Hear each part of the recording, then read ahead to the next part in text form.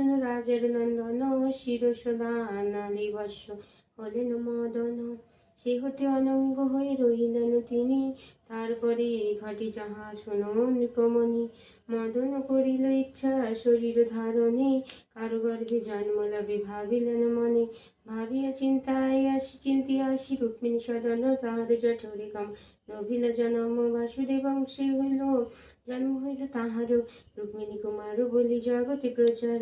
দশম মাসে গর্ভ ধরি রুক্মিণী সুন্দরী, যথাকালে প্রসবিলা সম্বরের ওরি। শুভক্ষণে পুত্র যদি লভিল জনম, বাসুদেব আদি সবই আনন্দে মগন। যথাবিধি যতকর্ম সমাপিত হইল, বাসুদেব মহোৎসব বিধানে করিল। যখন মদনী ভাষ্য করে ব্যোমকেশ, আমির সহিত ছিল সম্বরের দেশ। প্রতি কিরতি করে অশ্রু বারিশান, চিতারোহণে সতী উদ্যত তখন। হেন কালে রইব বাণী শূন্য করি, হয় না মর সতী এহেন সময়। কৃষ্ণের তনয় হয়ে জন্মিবে কাম, সেকালে কৃষ্ণের তনয় হয়ে জন্মিবে কাম। সেকালে পুরিবে সতী তব মানুষ কাম, দাপর যুগেতে গুণ পাবে নিজ পতি। অতএব শান্ত হও গুণবতী, এইবে তুমি করবাস সম্বরের ঘরে। মায়াবতী নাম তব ঘষিবে সংসারে, দাস ভাবে সেই স্থানে কর অবস্থান। সময় লভিবে প্রতি করিবে হে কাম, দৈববাণী শুনি সতী আশ্বস্ত হইয়া রহিলেন সম্বরে আলোয় যাইয়া।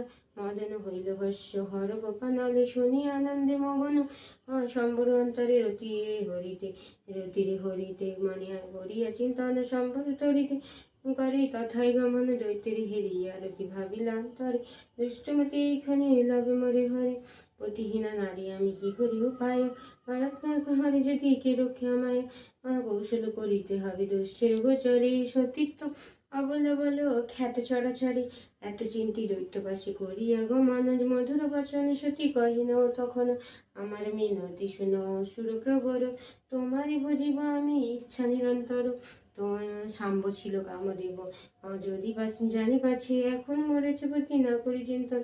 কিন্তু এক কথা বলি কর শ্রবণ, ব্রত এক করিয়াছি পতির মরণ। সমাপন তাহা নাই হয় যতদিনে, ততদিন ক্ষমা তুমি করো গো আমায়।